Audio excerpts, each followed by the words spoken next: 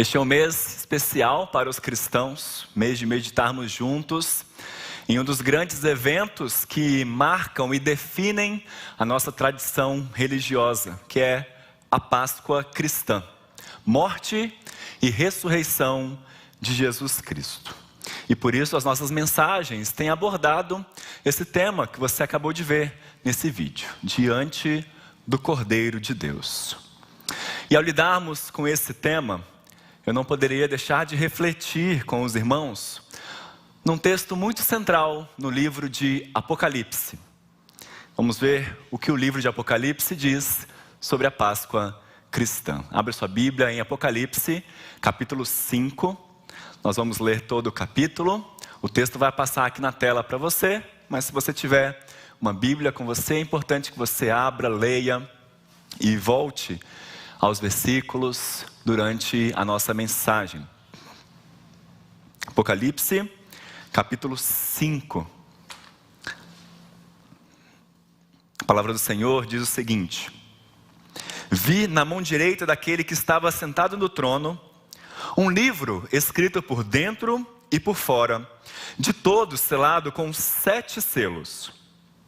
Vi também um anjo forte, que proclamava em grande voz: quem é digno de abrir o livro e de lhe desatar os selos? Ora, nem no céu, nem sobre a terra, nem debaixo da terra, ninguém podia abrir o livro, nem mesmo olhar para ele. E eu chorava muito, porque ninguém foi achado digno de abrir o livro, nem mesmo de olhar para ele. Todavia, um dos anciãos me disse: não chores. Eis que o leão da tribo de Judá, a raiz de Davi, venceu para abrir o livro e os seus 7 selos. Então vi no meio do trono e dos 4 seres viventes e entre os anciãos, de pé, um cordeiro, como tendo sido morto. Ele tinha 7 chifres, bem como 7 olhos, que são os 7 Espíritos de Deus enviados por toda a terra. Veio, pois, e tomou o livro da mão direita daquele que estava sentado no trono. E quando tomou o livro, os 4 seres viventes e os 24 anciãos prostraram-se diante do Cordeiro, tendo cada um deles uma harpa e taças de ouro, cheias de incenso, que são as orações dos santos. E entoavam um novo cântico, dizendo: digno és de tomar o livro e de abrir-lhe os selos, porque foste morto, e com o teu sangue compraste para Deus os que procedem de toda tribo, língua, povo e nação, e para o nosso Deus os constituíste reino e sacerdotes, e reinarão sobre a terra. Vi e ouvi uma voz de muitos anjos ao redor do trono, dos seres viventes e dos anciãos, cujo número era de milhões e milhares de milhares, proclamando em grande voz: digno é o Cordeiro que foi morto, de receber o poder e riqueza, e sabedoria, e força, e honra, e glória, e louvor. Então ouvi que toda criatura que há no céu e sobre a terra, debaixo da terra e sobre o mar, e tudo que neles há, estava dizendo: aquele que está sentado no trono e ao Cordeiro, seja o louvor e a honra e a glória e o domínio pelos séculos dos séculos. E os 4 seres viventes respondiam: amém. Também os anciãos prostraram-se e o adoraram. Vamos orar mais uma vez. Senhor, com a tua palavra aberta diante de nós, nós pedimos que o Senhor possa vir e nos abençoar, continuar nos abençoando neste momento, Senhor. Que cena linda que nós acabamos de ler. Que cena maravilhosa, Senhor. Ajuda-nos, Senhor, a entender as verdades da tua palavra para a nossa vida. Que nós possamos ter sempre o coração voltado para o Cordeiro que está assentado no trono, que venceu todas as coisas e que reina soberano sobre todas as coisas, Senhor. Que o teu nome seja exaltado e glorificado aqui neste momento, em nome de Jesus. Amém. O livro de Apocalipse foi escrito no final do 1º século pelo apóstolo João. E os seus primeiros leitores foram os crentes que estavam passando por uma intensa perseguição promovida pelo Império Romano. 30 anos antes de João escrever esse livro, Roma havia sido incendiada pelo seu próprio imperador, o imperador Nero, que colocou a culpa nos cristãos. E além disso, o imperador da época de João, chamado Domiciano, se autopromovia com os títulos de Deus e Salvador, obrigando todos os seus súditos a adorá-lo assim. E quem se recusasse viraria comida de leões lá no Coliseu, ou poderia ser até crucificado, como Jesus foi, com a diferença de que o seu corpo, crucificado, ficaria exposto ao longo das estradas romanas. E é nesse contexto que os cristãos daquela época são chamados a permanecerem firmes e fiéis a Jesus.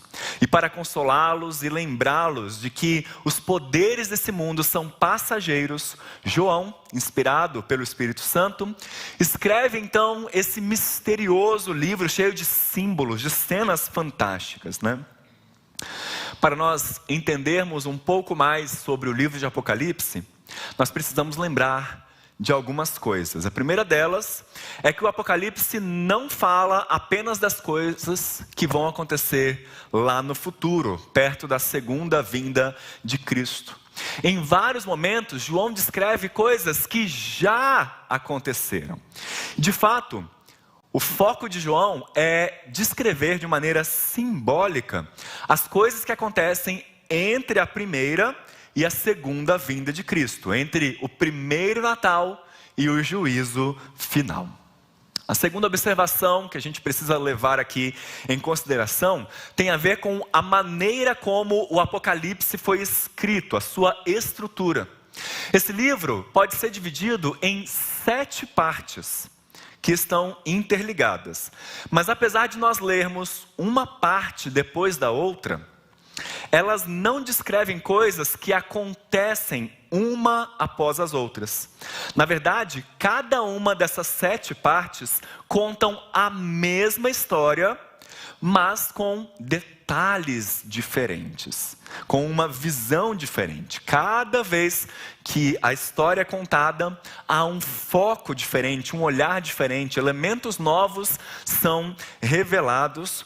E a cada vez que o autor reconta essa história, a história entre a primeira e a segunda vinda de Cristo, ele para e descreve uma visão do céu, uma visão do trono celestial.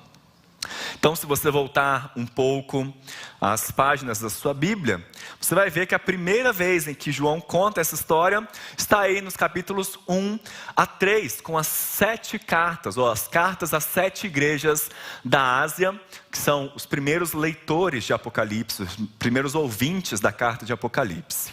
E no capítulo 4, então, João é levado aos céus para ver o trono celestial, e nós poderíamos dizer que aqui no capítulo 4 há uma adoração por todos os seres que estão ali ao redor do trono, uma adoração ao Deus Criador. Já no capítulo 5 que nós lemos, há uma adoração ao Deus Redentor. Por isso, não pensem que esse texto é completamente alheio à Páscoa. Pelo contrário, eu quero mostrar para você hoje que a visão que o apóstolo João teve do trono de Deus em Apocalipse 5 traz para nós algumas implicações do que aconteceu quando Jesus morreu na cruz e ressuscitou. Quando Jesus se entregou para morrer em nosso lugar, e quando Ele ressuscitou, algo muito mais grandioso do que nós podemos imaginar aconteceu. E por isso, olhando esse texto, eu quero refletir com os irmãos sobre 3 implicações da Páscoa cristã. 3 implicações da vitória do Cordeiro. Em primeiro lugar, a vitória do Cordeiro inaugura um novo tempo. Está aí nos versículos 1 a 5, acompanhe mais uma vez. O versículo 1 diz: vi na mão direita daquele que estava sentado no trono, ou seja, na mão de Deus, Um livro escrito por dentro e por fora, todo selado com os seus 7 selos. Livro aqui é um rolo, um pergaminho todo fechado, enrolado, né? E notem que esse rolo está escrito por dentro e por fora. E há aqui uma série de teorias sobre o que seria esse pergaminho, esse rolo.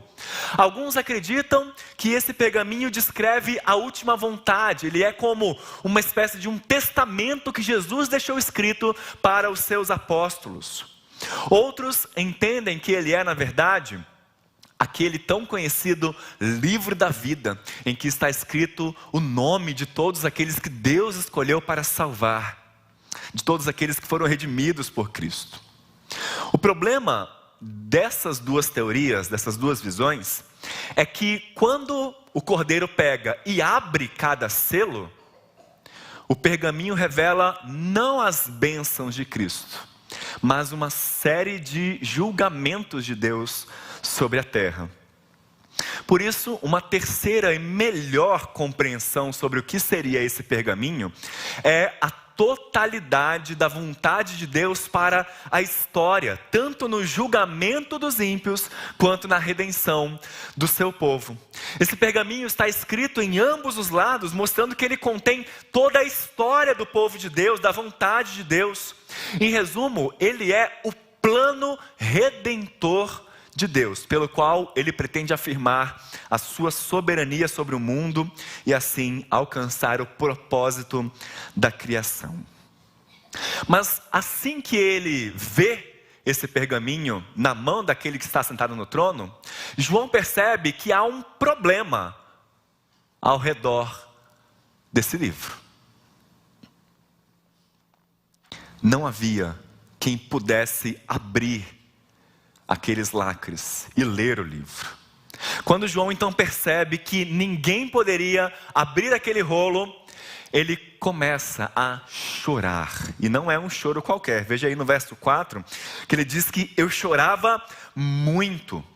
Aqui no original grego, é o mesmo tipo de choro. Ele chorou da mesma maneira que Jesus chorou pela morte de Lázaro.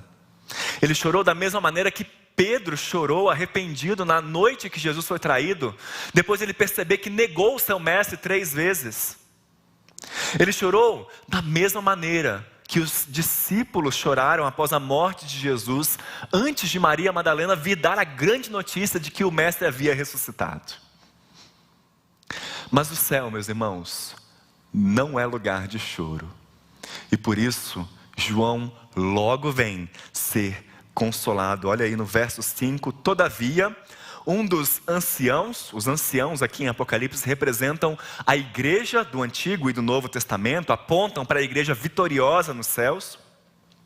Um dos anciãos me disse, não chores, eis que o leão da tribo de Judá, a raiz de Davi, venceu para abrir o livro e os seus 7 selos. Cristo recebe aqui 2 títulos que vêm lá do Antigo Testamento. Primeiro é o leão da tribo de Judá, aquele que foi prometido lá no livro de Gênesis, quando Jacó abençoa o seu neto Judá e prediz que Judá era como um leãozinho e o cetro não se apartaria dele e todos os povos viriam para obedecê-lo. Cristo também é chamado de a raiz de Davi, referindo-se àquele que foi prometido, ou melhor, aquilo que foi prometido, de que da linhagem de Davi viria um rei que governaria sobre toda a terra. E receber esses títulos nos indicam exatamente isso, que Jesus Cristo é aquele que cumpre as profecias do Antigo Testamento. Ele é aquele que foi prometido no Antigo Testamento. Mas há um verbo muito importante aqui no versículo 5, que se você puder grifar na sua Bíblia, faça isso. O que é que o ancião disse que Cristo fez? Ele venceu a cruz. Aquilo que foi primeiro considerado como uma derrota, foi na verdade uma vitória. E aqui na língua grega, mais uma vez, existe um aspecto muito importante, porque vai nos mostrar que aquilo que Cristo fez na cruz foi completo e foi de uma vez só. Ele venceu de uma vez por todas todos os nossos inimigos. Ele venceu o pecado, ele venceu Satanás, ele venceu a morte, ele pagou o escrito de dívida que constava contra nós. E tudo isso aconteceu com um propósito. Ele venceu para abrir o livro e os seus 7 selos. Jesus venceu lá na cruz para que os propósitos de Deus fossem cumpridos sobre a nossa vida, sobre a vida da igreja. Jesus venceu na cruz para que aquilo que está escrito em Apocalipse pudesse acontecer. A sua morte, a sua ressurreição, a sua vitória sobre a morte, na verdade, inaugura então um novo tempo para nós. Ele é digno de tomar o livro e de abrir os selos.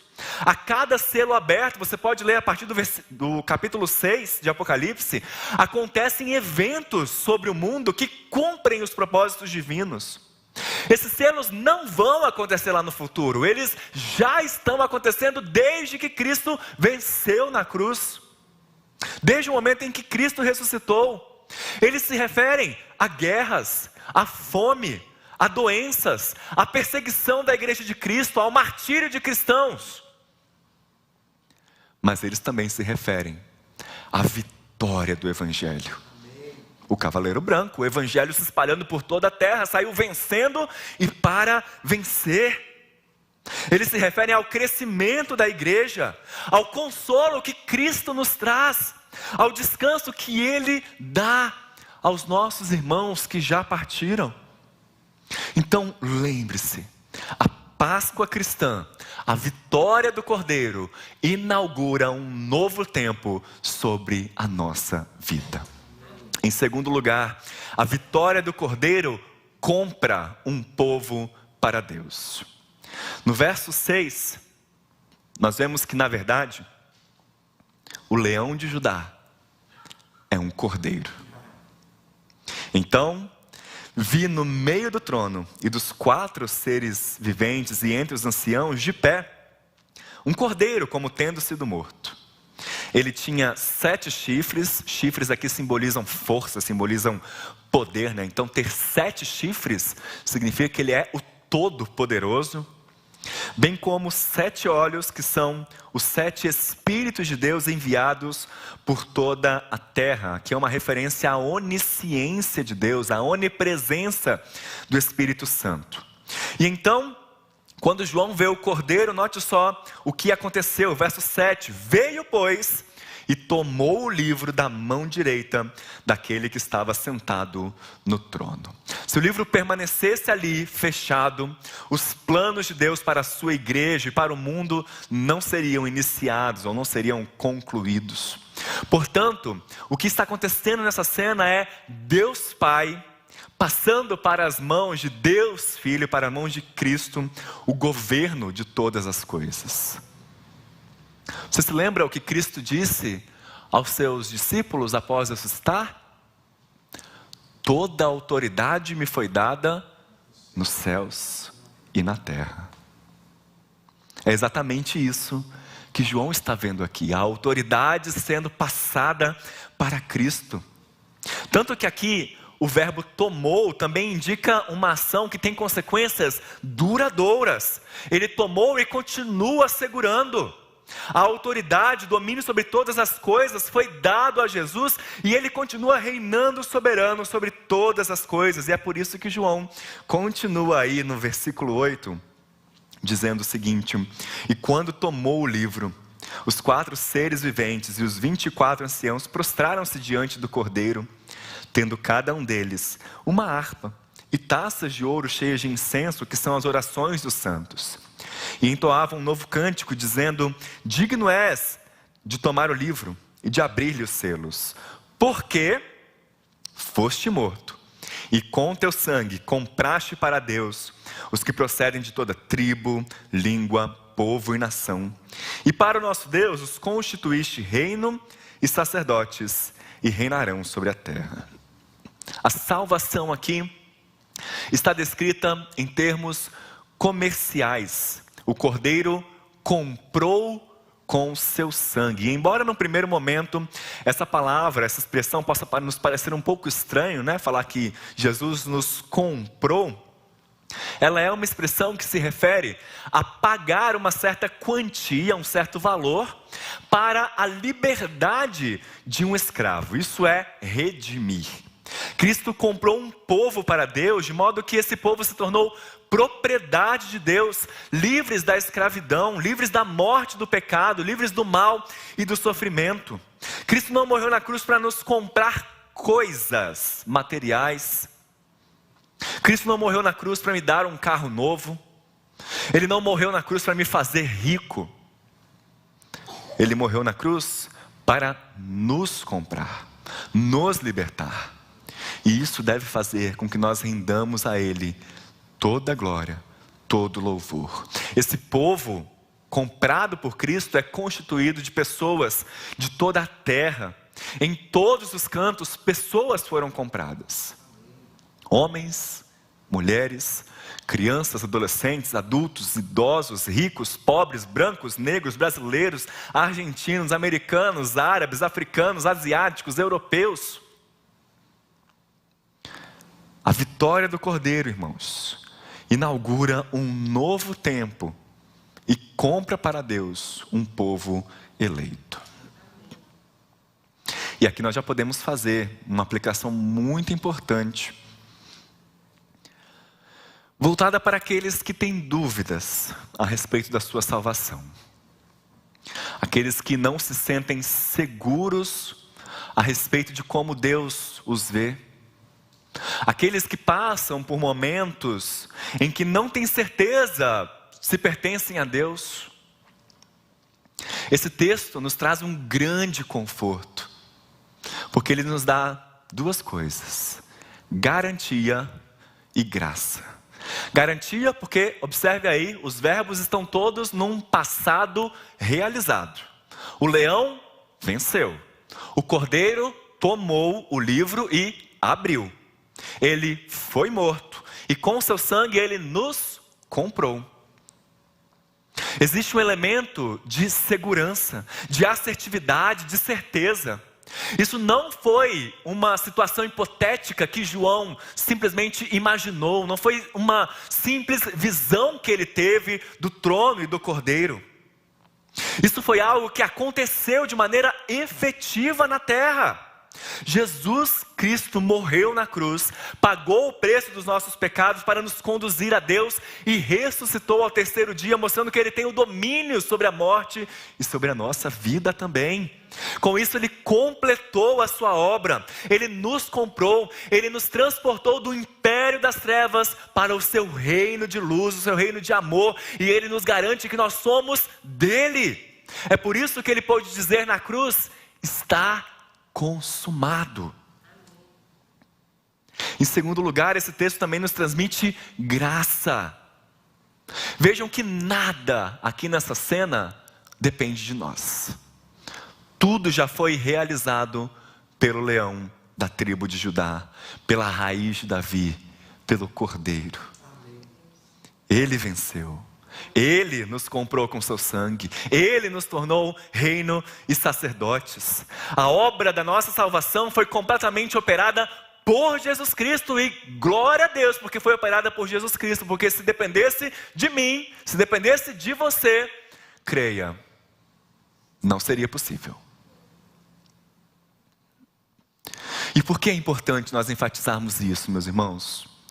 Porque muitas e muitas vezes durante a nossa vida, a nossa segurança de salvação é abalada, é diminuída, é interrompida, talvez por algo que nós fazemos. Nós sentimos que não somos salvos porque caímos em algum pecado. Achamos que não merecemos o amor de Deus porque cedemos às tentações. Nos sentimos distantes, frios espiritualmente, porque as coisas não vão bem em nossa vida. Se isso tem acontecido com você, se essa tem sido a sua dúvida, creia na palavra de Deus. Jesus Cristo te comprou para Deus com o seu sangue. O reino de Cristo é formado por pecadores que antes estavam condenados. A nossa celebração, o nosso culto, a nossa adoração é porque Cristo purifica e nos perdoa. Cristo purifica e perdoa prostitutas, como a mulher que ungiu seus pés lá em Lucas capítulo 7. Assassinos como Moisés, como o rei Davi.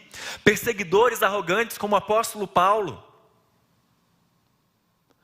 Nada, meus irmãos, nada que nós tenhamos feito em nossa vida que seja errado, indigno, desagradável ou impuro, nos desqualifica para que o Cordeiro aplique o seu sangue sobre nós.